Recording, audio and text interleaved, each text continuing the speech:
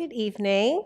It's so nice to meet you both in person. I really enjoyed your books, Oh, thank you. and Thanks. I guess we should dive right in. So, I'm going to start with you, Claire.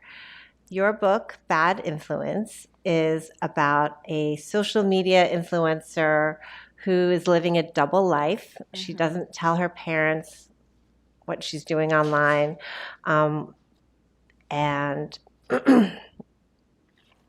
she sort of gets involved in this whole nother milieu of fancy living and new friends and a new possible romantic interest while trying to play the role of dutiful daughter. Um, and one of the things that I was really captivated me was this portrayal of what it is to be an influencer and to go to these events and to be courted. And then I read that before you became a writer, you worked doing PR and events, and that you hated that work. And Is that online that I hated it? That's true. and I myself, when I worked in magazines, I went to a lot of these types of events, and the people putting together these events, they worked really hard, and they seemed very stressed out.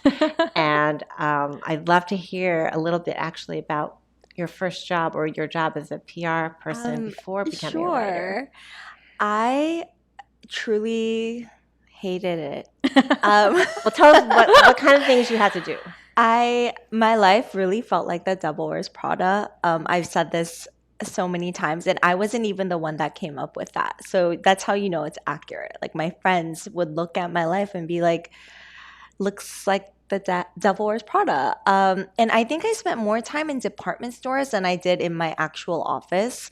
I was in PR for fashion and lifestyle. So it was a lot of running around, a lot of courting editors and journalists and influencers, doing a lot of brand partnerships. And yeah, so I think I did draw from that a little bit, even though I was coming from the other side.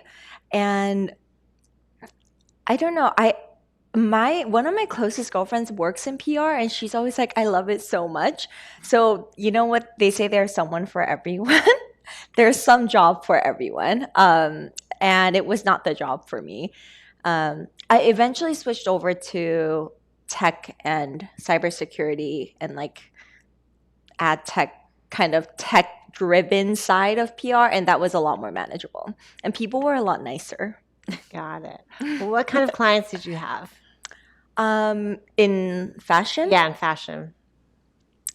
They were kind of all over. I worked on, I was at an agency. So my main client was eBay for a long time, which was so brutal. And other than that, I worked on campaigns for hotels, hospitality, luxury toilets, Toto. Oh, yeah. They were nice. And like women's like brands like Dove, like shampoo, hygiene, women's hygiene. And then I switched over to cybersecurity at a different agency and insurance and such. Those were very small sort of startup culture companies, and they were a lot more it was like an easier work-life balance. Got it. So, Kat, you have also an interesting path to becoming a writer. You have a degree in public health, and I know that you worked as a cancer researcher before you became a full-time novelist. So please tell us a little bit about this transition and what made you leave the work you were doing.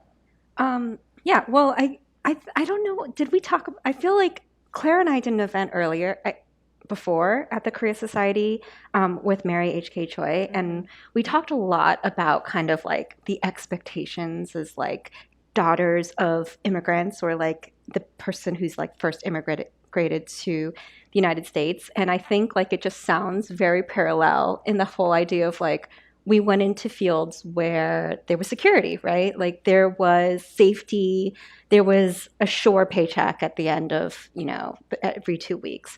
And I think that, regardless of our passion, like the arts, like there was a lot of pressure to kind of like find that security and, live up to the expectations. So I think it's not that I wasn't passionate about cancer research. I mean, I definitely think we should cure cancer. And I felt like I was doing a lot of good work, and I, had created so many bonds with like the doctors I worked with, and the nurses, and the other researchers, and the patients, and everyone. But it's a lot. It's a lot of pressure. Someone really close to me ended up being diagnosed with cancer while I was working there, and the reality of my situation really being paralleled in the work I was doing. And so it was a very personal choice for me to step back from it.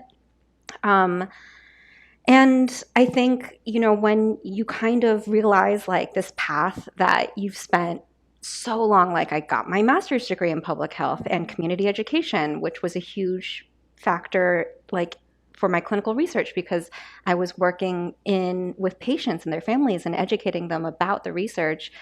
And then to be like, well, I'm going to walk away from this thing. How many years were you I think working in the including field? internships and everything, it was at least a decade. Yeah. So it's a lot to like say goodbye to something that you've put so much time into.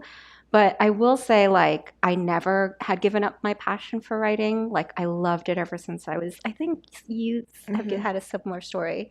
Like, since we were kids, like, we loved reading and loved writing. And so I think because I was brave enough to make the choice to walk away from the security of a job I'd been working on for a decade, also gave me the bravery to be like, and also the job I'm going to go into is a complete 180, and it's going to be like this passion that I had been kind of putting on the back burner for a really long time. Were you writing on the weekends, in Yes. the evening? Tell me a little bit about how you squeezed it in. Yeah, I mean, I think the great thing about creative endeavors, and also the hard thing, is that there's no set time to do it. It's just whenever you have the time, which also means that like if I'm doing it after work, that writing is just as meaningful as if I was doing it from 9 to 5.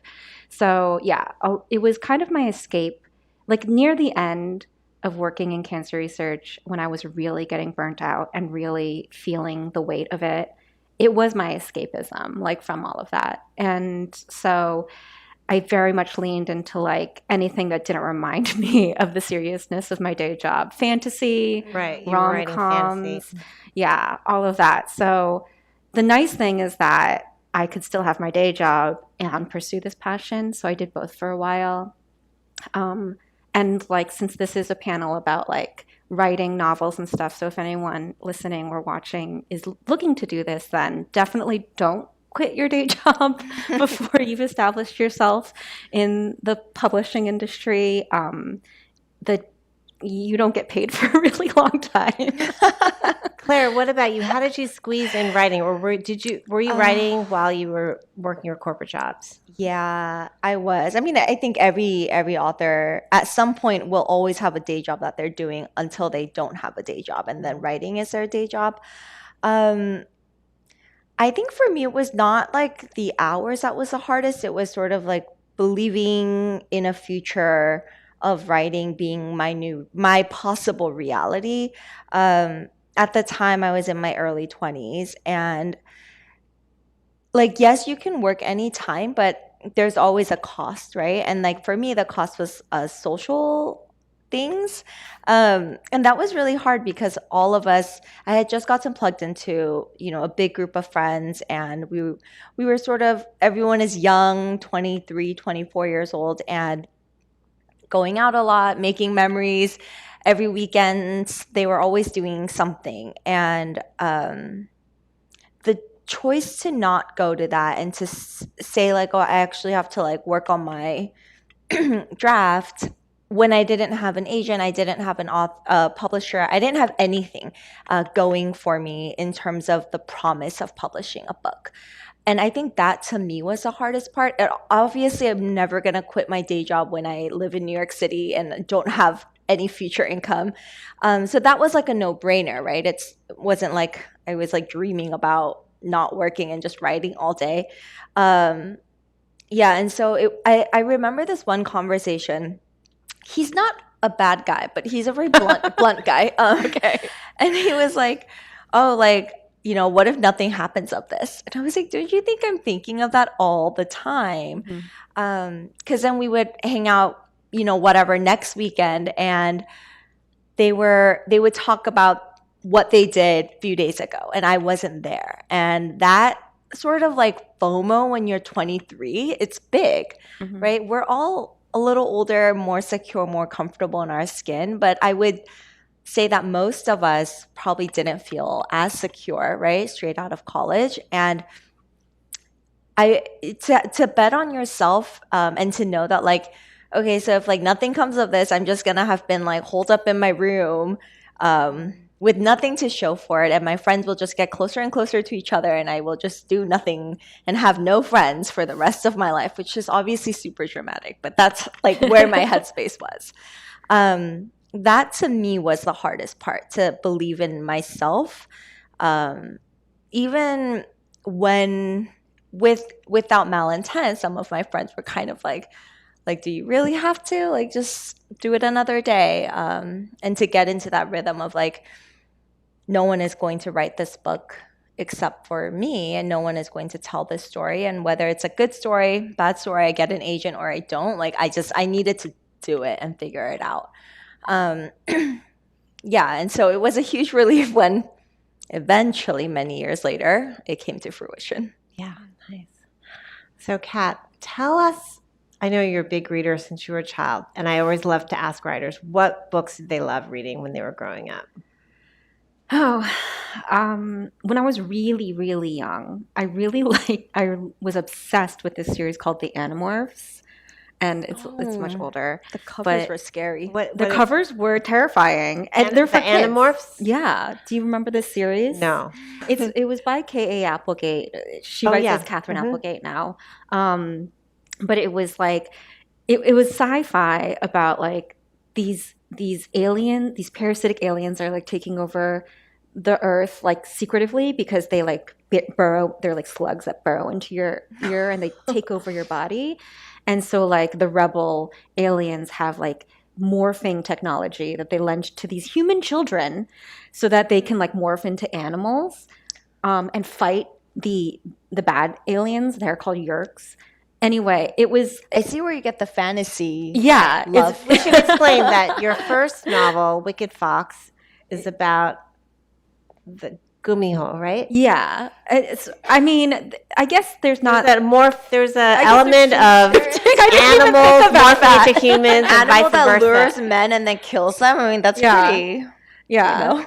I mean, and the Animorphs got really dark too, because it's about war. Like these kids experience, like these 10-year-old kids, like get PTSD and stuff. Like one of them gets trapped as a hawk forever. I don't know. It's a You lot. read, like thriller, sci-fi. Yeah, I loved that. And then the softer one that I liked was like the Redwall Mossflower series, which also has war, to be fair, but it also has lots of food, which did inspire my writing. Like the way that Brian Jacks talked about like nuts and berries, like you wouldn't think they'd be delicious sounding, but he did it so well. And I was like, well, I'm definitely going to talk about food a lot in my book. And you do that so well. So yeah, I loved those. And then as I got older, I thought I was like so mature, and I just started like immediately reading adult novels. Okay.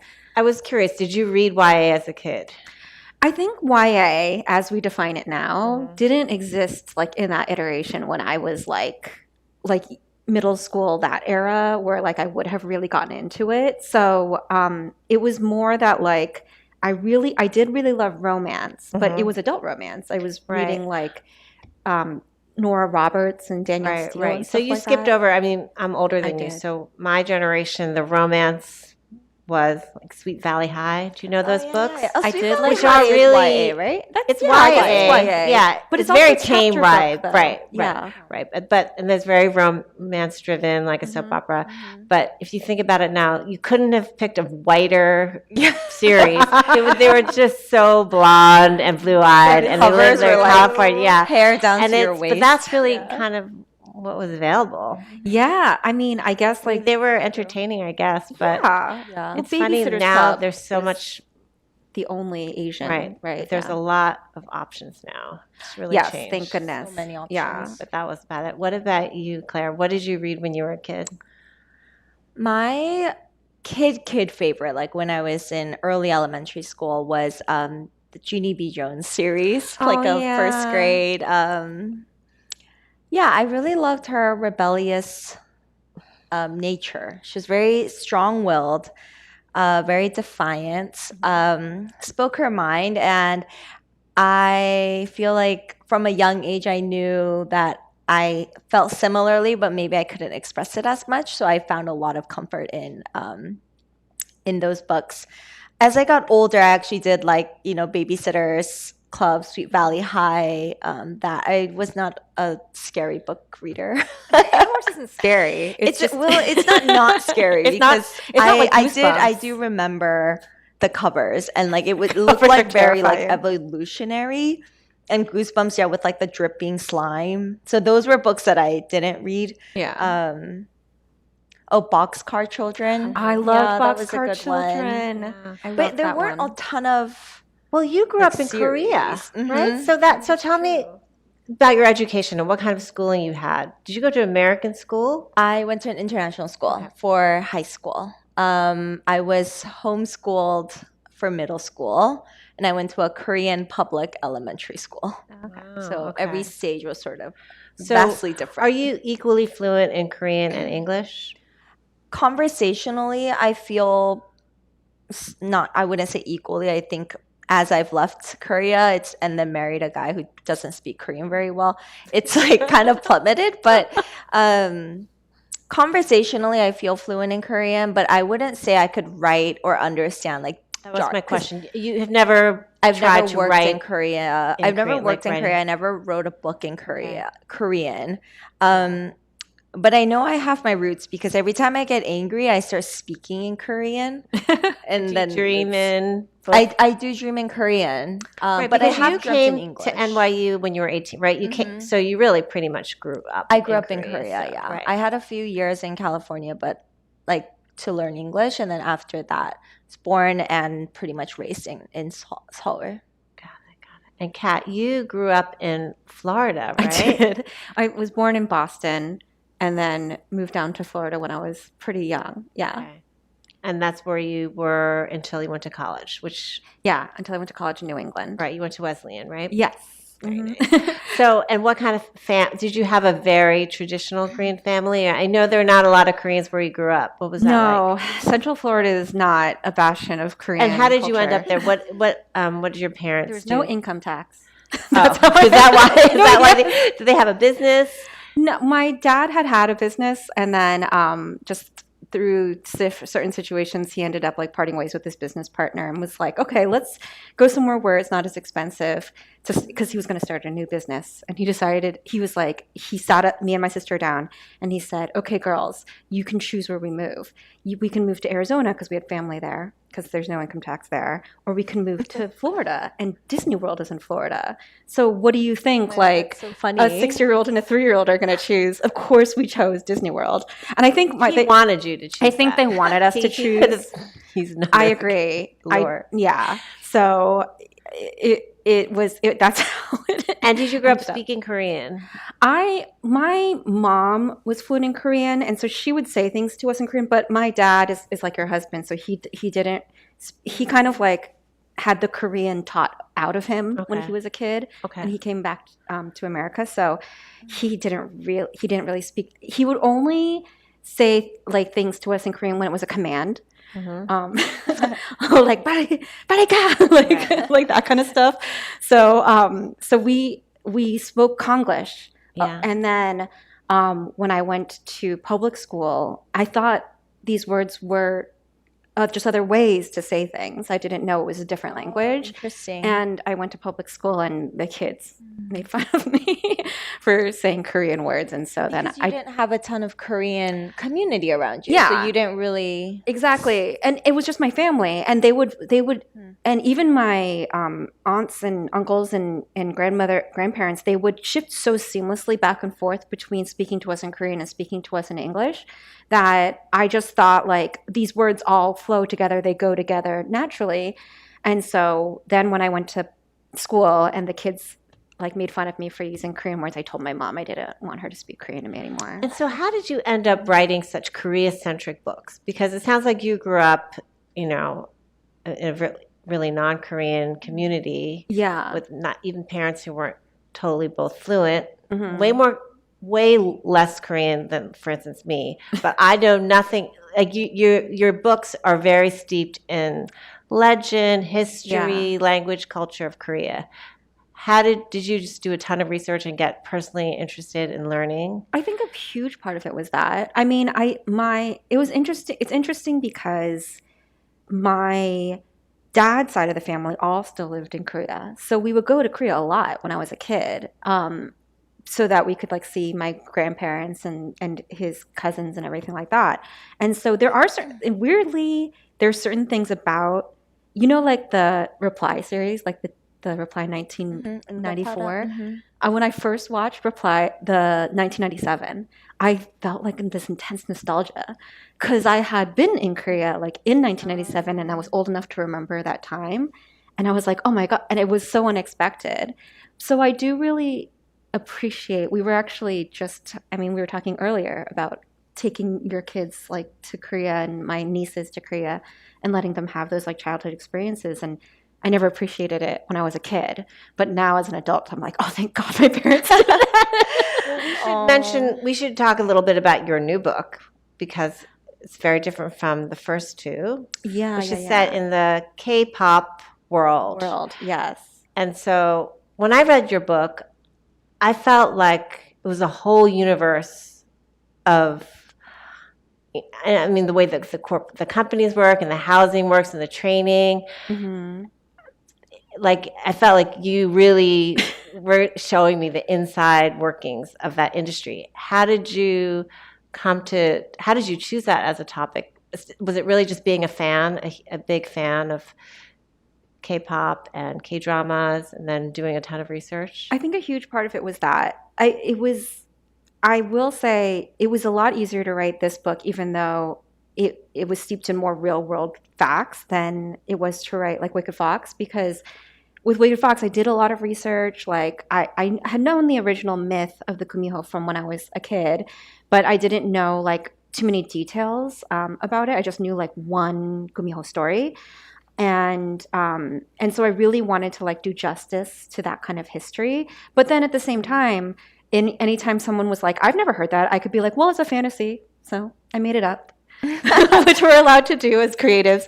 But yeah, so with Wish Upon a K-Star specifically, since it's contemporary set and so like with like real like them living there, I was like, oh my God, there's so much responsibility at one side. But then on the other side, I have been a fan of K-pop since I was a little girl. Like It comes so naturally to you. I love it. I loved it so much. And like speaking of, when you said like I didn't have a lot of Korean community around me in Central Florida, the way as a kid that I connected with my roots was K-pop. My sister got really into HOT, which is one of those first generation groups. And because she's my older sister and everything she did was super cool to me, I got really into HOT. And my older cousins were really into GOD, which is another first generation. And then they were also into Finkel, which is Ihyori, who's still active now. And so those were kind of like my bridge into the culture, right, of Korea through like my cool older cousins. And it was how I connected, I guess, to being Korean in my isolation. Mm-hmm. So I really latched onto K-pop since I was a kid. And so I just organically knew a lot of random facts. That's great. We should probably explain a little bit about your book, the plot. Sure. So maybe you do that better than me. Oh, yeah, sure. And then definitely we should talk about Bad Influence. Yeah. Because You introduced me to Stray Kids. that's my job is done if I introduce any because new it's the person. opposite for me. Like growing up in Korea, I was very unaware. But I'm not surprised because my like second cousins in Korea whenever I went as a kid and I was like, oh, how do I relate to them? I'd be like, oh, do you know Ihyori? And they're like, no. And I'm like, oh, she's not cool here? And I just like didn't know. Yeah, the trends are very different. So different. Very, very different. I let me tell you guys something that maybe you don't know if you're an international fan, but I knew about BTS from pre-debut and I was like a fan of them. And so I would go to Korea and I'd be like, oh, BTS, right? And everyone was like, who?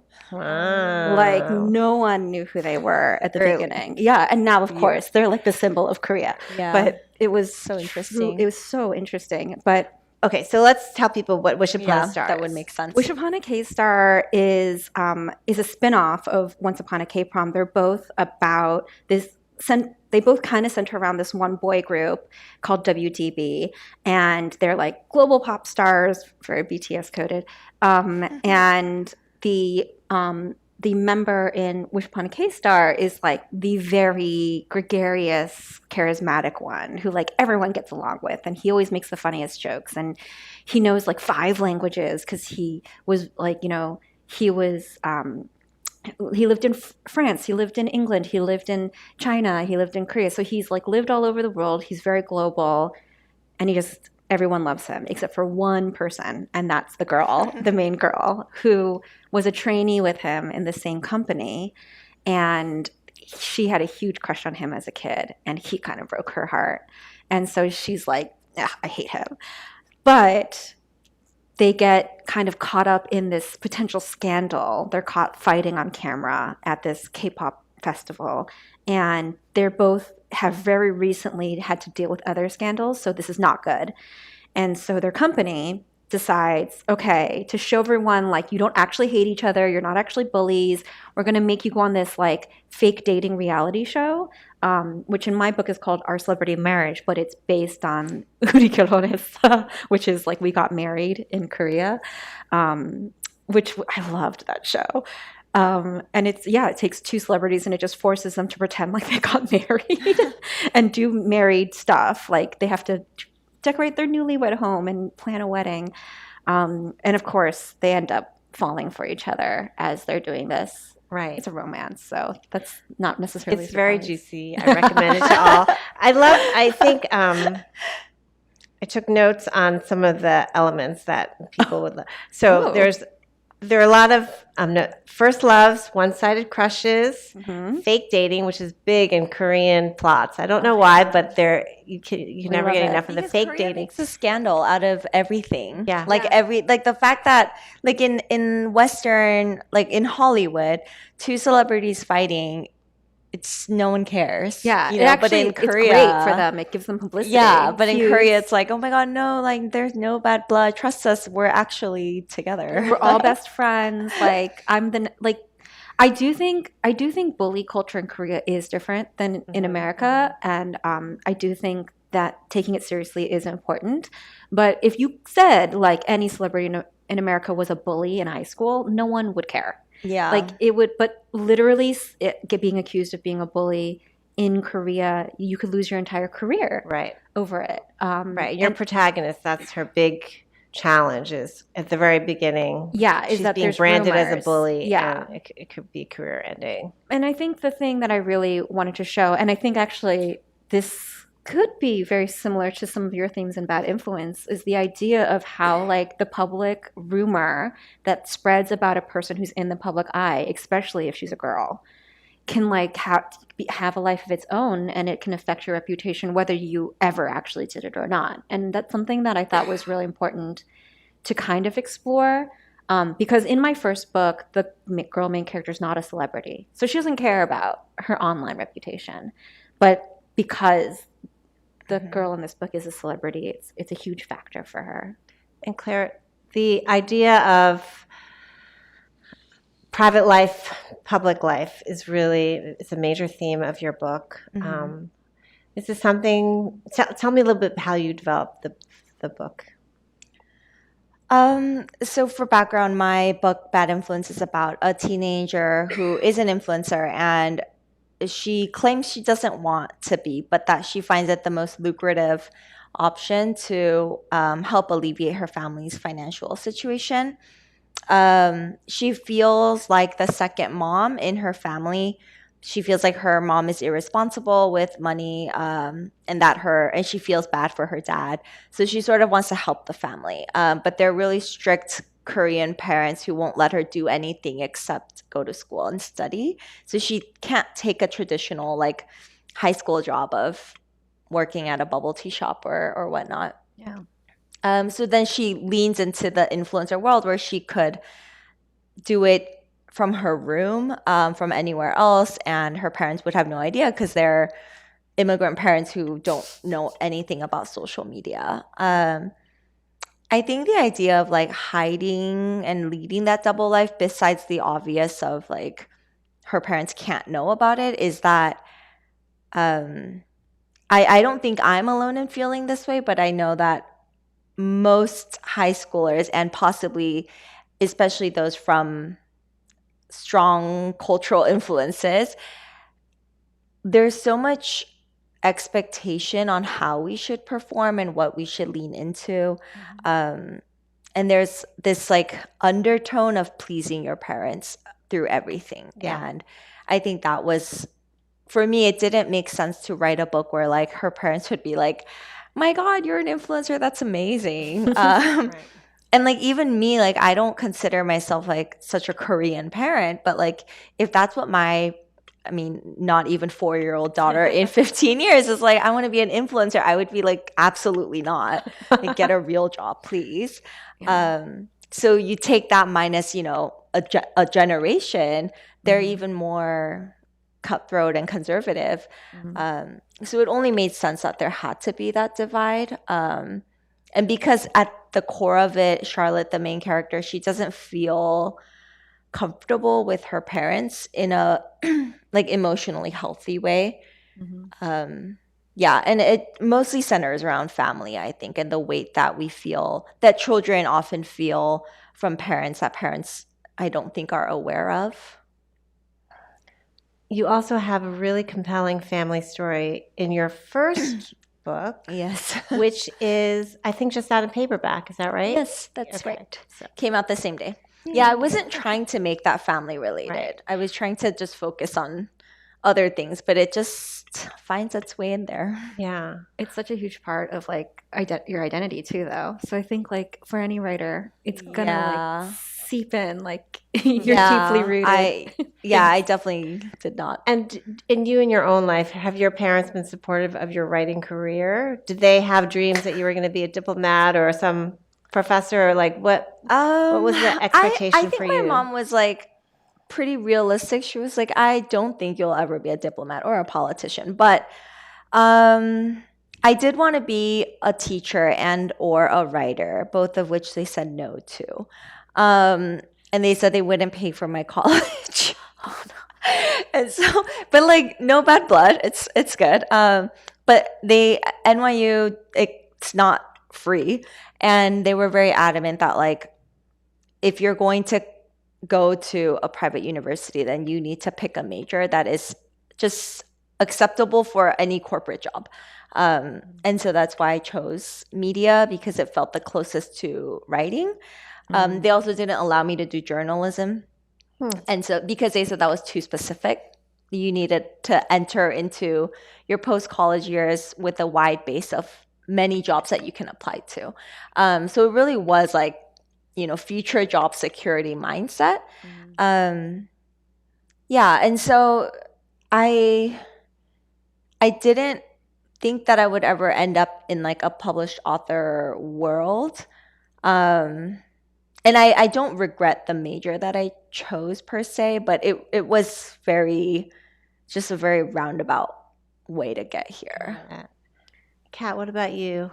Were you expected to go to medical school? Oh, I get yeah. I get that I think my sense. grandmother just stopped asking me if I'm still going to medical school. But like I took the MCAT and everything actually, but way back when. I will say I was a biology major. Like I went to get my master's in public health. I will say though, because I have been asked many times by people who are just getting started in writing, like whether I have formal training or formal education or a degree.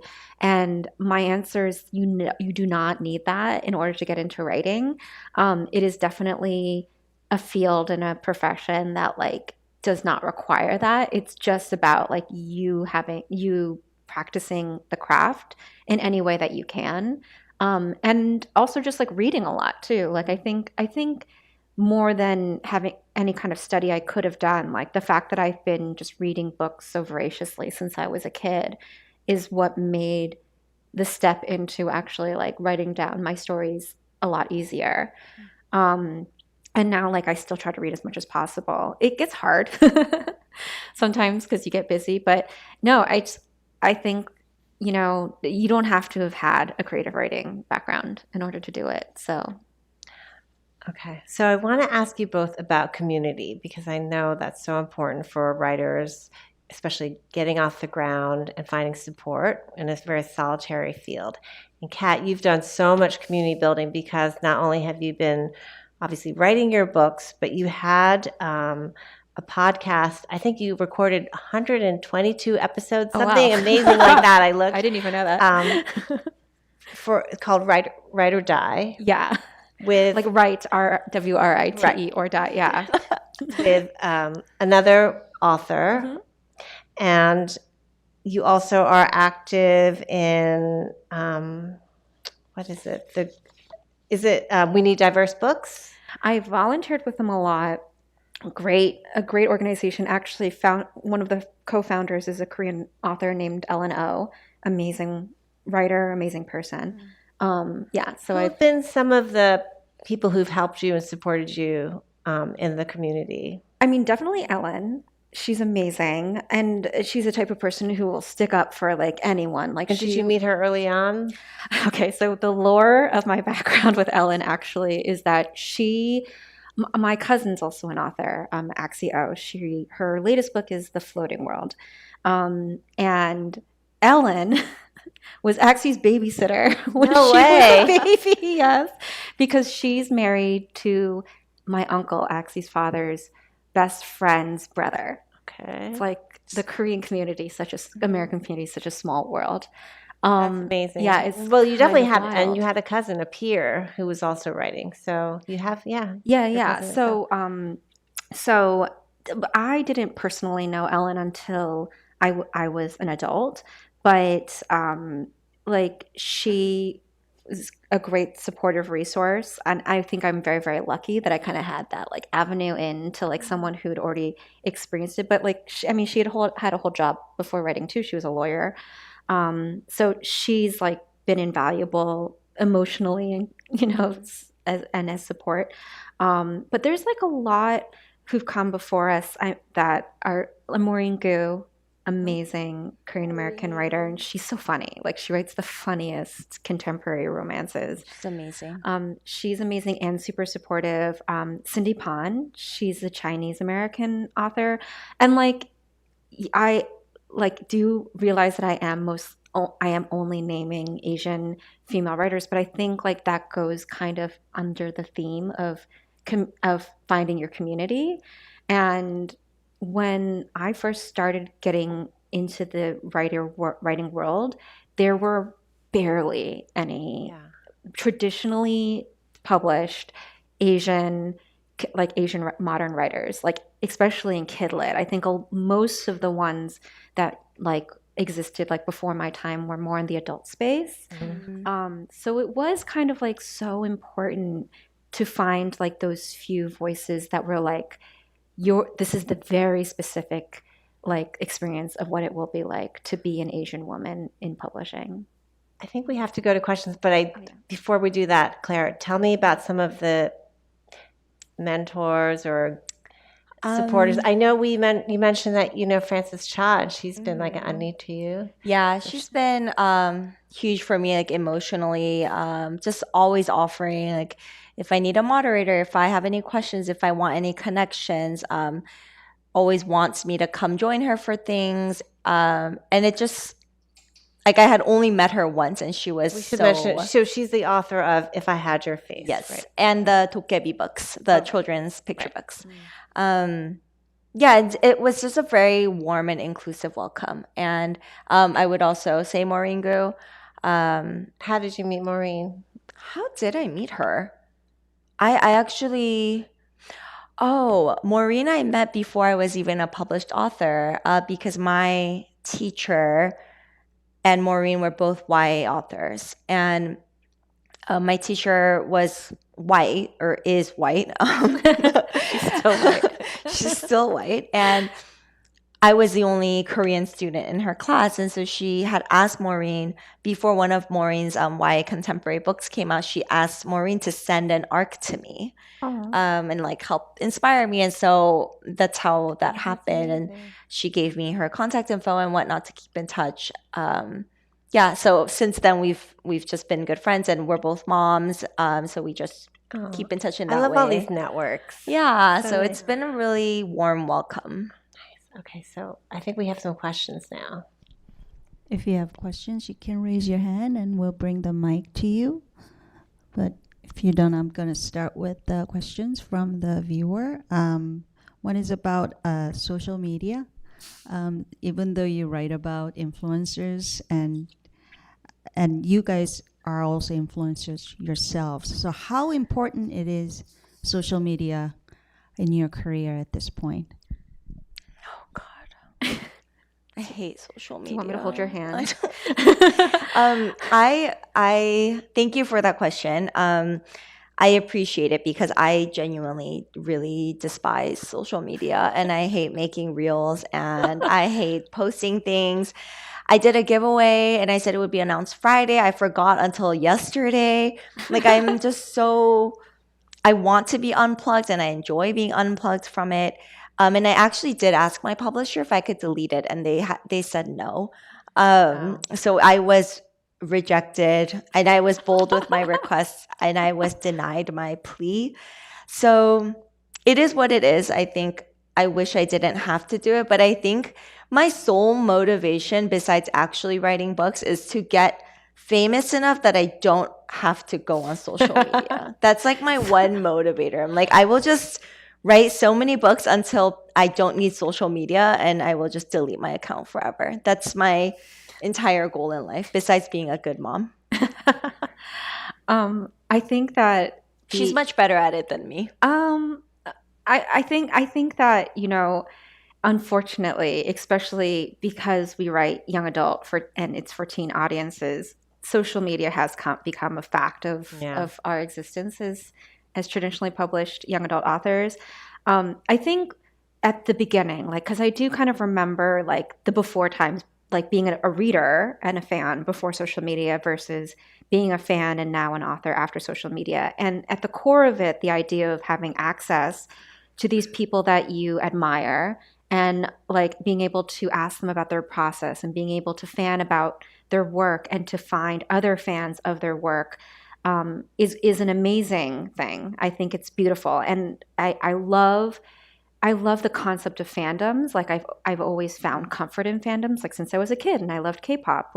It was the fandom that felt like a connection in a lot of ways. And so I love that aspect about social media, and I love being in that aspect. I think where I agree with Claire is the pressure of existing on it when you don't have the bandwidth for it. And it's unfortunate because there are so many ebbs and flows to the process of being an author. You're a different person when you're drafting a book versus when you're promoting a book. You have a different persona and your mind works differently. It's just a fact of life. And to have to toggle back and forth between those inorganically, to be forced back and forth is very jarring sometimes, and it can be really hard. And one of the things that as someone who absorbs content, as a viewer of social media, I do still really love TikTok. I think it's very funny. But as a person who enjoys social media, the people I like to follow are the people who I think are having fun, not the people who look like they're being forced to be there. Mm-hmm. And so then anytime that I'm I'm forced to make this content, I'm I have become my worst nightmare. So it's a give and take. I don't follow anyone I don't know. I think that's the other thing. It's I funny because you wrote a whole book about social media industry. Yeah, I know. Maybe it was my inner rage just purging needed to come out. But media. I don't have a TikTok, and it's just too fast for my slow brain, and I can't like consume things that quickly. And so then to like switch my mind into like creating content for others to consume is a hard idea. Mhm. And like we were talking about how I'm going to Korea on Friday for the summer, and I keep going back and forth. For example, my plight with social media of, do I want to capitalize on having 2 months in Korea and doing all these like reels of like, where did I work today, and like Yeah.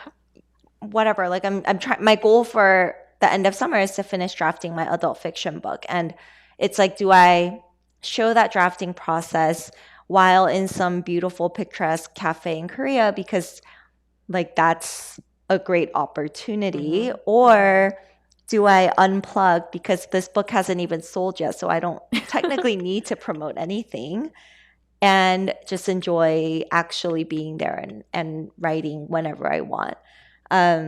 Which So one are you it's- going to do? Oh my God, I don't know. What should I do? You have 2 months to decide. No, I have 2 days to decide. You'll be there for 2 months. So even if the first 3 weeks you don't want I'm to a do very it, extreme person. I have to start from the beginning, or I'm not starting at all. So I don't know. I think, I mean, whenever people ask me, like, do you have advice for social media? Which is like it's a lot of pressure because I'm like, I don't even know if I'm successful at it. But I think that if the moment that it feels disingenuous to you is the moment you need to step back from it. Like, I But truly it think never that. feels disingenuous. I just genuinely don't ever like it. Like I am still myself in every video. It's your like hater self. any job, right? There's always one element of a job you're not gonna like. Yeah. That's just the way of life, right? You're never gonna find a job that you love. And like one of my friends who did my maternity photo shoot, she was like, I love photography, but like I didn't sign up to spend 90% of my time editing photos. Yeah. The actual photo taking is like not even 10%. Yeah. You know, like so that's how I try to think of it, as like a job, part of a job that I just need to do, and I don't always love it, but it is what it is. I live in this world, can't escape it until I become a really famous author, and then I can escape it forever. I'm sorry, viewer, that our question was answered for. I actually don't even remember what the original question was. Is there another question? Hi, I actually have a question for you, Kat. And you use a lot of like mythical creatures like kumiho, and that's like kind of a recurring theme in your books. So I think that adds like a really unique cultural dimension to your stories. I guess my question is, what drew you to those lores in the beginning? Like the origin, like how did you start writing about them? And if you have any advice for any aspiring writers who would want to write about, I guess, Korean mythology or about kumios, or kind of dabble into that realm, if you have any advice for them. Sure. Thank you. Thank you for that question. So yeah, I definitely was drawn to, I'm already a fan of fantasy and speculative, like clearly my love of animorphs and talking animals as a child. So, you know, legends obviously have such a magical element. And I love like, I kind of like how it like creates, it has like themes that I think are relevant to today, like themes of belonging, themes of, you know, personhood, like what makes a person, what does it mean to be human, right, is a huge thing in a lot of these paranormal kinds of stories. But for me, it was a little bit it was partly that maybe from like my modern lens, some of these stories felt like really misogynistic, because there is a very patriarchal aspect of certain parts of Korean and other Asian societies. And very specifically for me, like the Kumiho story was a huge representation of that, because she's historically in the old legends was always a female. I know that like in modern K-dramas, it's men can be Kumihos too. Oh, really? Oh my God, have you never seen Tale of the Nine-Tailed with Lee Dong-wook? You should watch it. Anyway, that's beside the point. You watch this, we'll talk about it later. But she was always painted in the old legends, painted as a female, painted as evil, and like her like attractiveness. But beautiful. Yeah, and her beauty was evil. Like her beauty lured men to commit adultery. It wasn't their fault they cheated on their wives. It was her fault because she was so beautiful, because she's an evil creature.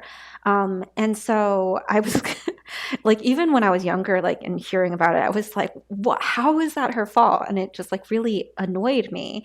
So I kind of, in a lot of ways where I saw like these reimaginings of Western stories, like the way we reimagine vampires, the way we reimagine werewolves, and we say, actually, in reality, this is an allegory for like certain, like human plights.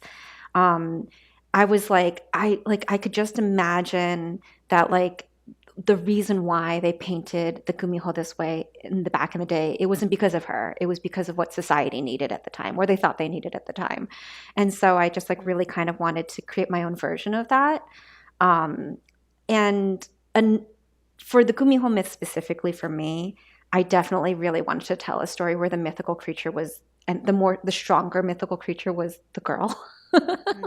And the like bumbling cinnamon roll. Which that's definitely rare in mythologies across. Yeah. Or like in paranormal romance for sure. Like YA had such a paranormal romance boom with like vampires and angels and all that stuff, and they were almost always men or boys who were like powerful and I will protect you, and like the weak human girl.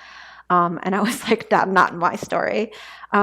But those were my very personal reasons for doing it. But to answer the question of like, if someone else wanted to do a retelling of any myth, right, regardless of where it starts from, I would say like you need to first understand, appreciate, and respect the origin culture, especially if you're not of that culture.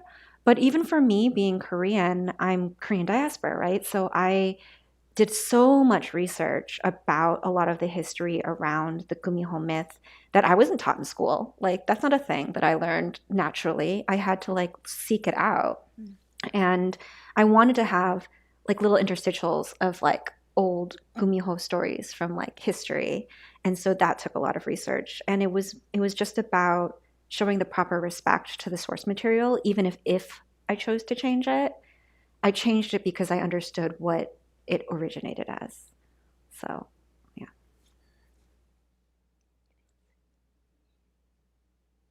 And I'll continue with the online question. This is for Claire. What was different in your writing process between your first book and your second book?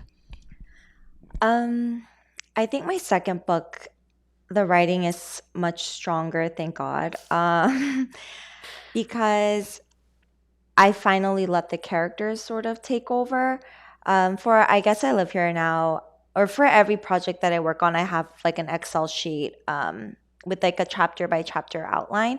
And with guests, I felt very much like the puppeteer, and every single chapter was accounted for. Every movement of each character was plotted. And with that influence, I found that I wasn't able to do it the same way. I only knew what was happening for the next like 2-3 chapters, which at first was like super jarring because I was like, I can't write a book like this. But I was like, it wasn't coming to me, and I had a deadline. So I was like, okay, let's just try, see what happens. And it was, I think, so much better because I still need my like master spreadsheet, but to have the characters do things that I wouldn't have written for them to do showed me that they could take on a life of their own. And like I was stepping away from being like a puppeteer to just like writing down what they were doing. And it felt more like historian than puppeteer. And I liked that because I didn't expect it to happen. That was probably the biggest difference, was that like my characters feel deeply flawed, much more flawed than in Guess, because they were just doing things that like 16-year-olds probably shouldn't be doing. And it felt much more like organic. Do you consider yourself a plotter still, though? Like, or a pantser, or somewhere in between? Not a pantser, which I never understood that origin of the word. It's you write by the seat of your pants. Like you don't know what's gonna Cancer? happen. Yeah, Oh, like for yeah. those who never heard are that. unaware, it means No, it's like not. Cancer. you You're write not without like canceling you trying. have- people. yeah. No. Yeah, you Yeah. just like write. No, I could never. I would fall apart. I need to very much know like what the direction. I don't need a play by play, but I need to know the What about you, clear Kat? direction. I started as a pantser, but not Wicked Fox. But there's a book I wrote before that you'll never see the light of day. That it was just I wrote it so fast too because I was like literally just writing every trope that I like in like a romantic fantasy. And so the book came out really fast, technically, but like in terms of like logical sense of world building, that like didn't really exist in that book. I actually really like George R. R. Martin came up with different terms. He said architect versus gardener, which I know a lot of people have heard this before. But so architect is his version of a plotter. But gardener is his version of a pantser, and I really love it because like the way that he explains it is that you plant the seeds, and even if you think you have a distinct design, it's nature will take over, and the flowers that will grow the way that they want to grow, and then that's the story that comes out of it. And I really like that because I think it's Good. more similar to like maybe where you're at of being like you still have like you still you start planted off with the a structure. seeds. Yeah, like you're like I do want the flower beds to be Yeah. here, but then it's gonna come up the way it's gonna come. Yeah, up. I would say I gardened bad influence rather than built it. Yeah. But that's the thing. It's like I have friends. Like I remember Susan Lee was telling me that she like went to Connecticut and wrote a book in like 4 days, and I was like, what? Like how do you? But then like they always say that the editing is like the 7 rings of hell after because there's so much logic that doesn't. I'm speaking Korean. Doesn't match front and back. Yeah. I'm trying to translate a phrase. No, Yeah, I get it. and I think my future self cannot handle that level of anxiety. I think like for anyone who's starting off in writing, or even if like you've been writing for a while but like you're realizing maybe your process is not working, like you just have to like allow what the story you're telling right now to be the process to be what it will be, because like you were saying, like your process for I Guess I Live Here Now was different than Bad Influence, and if you had forced the process for Bad Influence into what you used to do, maybe the book wouldn't be Right. what it is now. And a similar thing for me, like Wicked Fox, I wrote it fairly quickly and then I revised it for years, and then Wish Upon a K-Star was like the fastest I've ever done either, partly because of deadlines. But I think you need to just allow yourself to settle into where your process needs to be in this moment, and don't expect it to be exactly the same. Catherine, would you like to ask the last question? We're almost out Well, of last time. question. Let's make it quick and fun. Tell us what you're looking forward to doing this summer. Kat, you first. Oh gosh. Well, I have family stuff, which is always great because like you gotta like after like we both released books last month, so it's been like less than a month On the still. same day. On the same day, we had the same book birthday.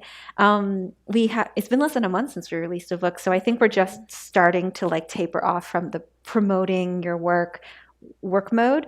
So I'm really happy to like anchor myself in like other things. But I actually am also technically still on deadline for another book that we have not announced yet. So I'm gonna have to do that. Working. Okay. Working. What about you, Claire? Um, Well, Claire's expecting. yes, if you She's couldn't growing tell. a human. This summer she's gonna grow a human. Yes, that is the most productive I'll be. I am really excited to go. I'll be in Korea for the summer. And I'm excited to get away from any and all social obligations. Not that I'm like so popular, but like it's just when you're in New York, everything is so fun every day and people are always down to do things. And I get tired of saying no or yes. Like I just making that decision is yeah, exhausting. and so I'm excited to like go to Korea, send my daughter to school, and do and live as I want for a little bit. While I'm there, my plan is to hopefully finish a first draft of my adult fiction murder mystery. And it will be about a wife who is accused of murdering her mother-in-law. It's not at completely all fictional. related to my life. Completely fictional, you guys. She's watching. Thank you so much. Okay. Your Thank summer sounds you. great. Thanks, Thanks, everybody. everybody. Thank Thank you. you.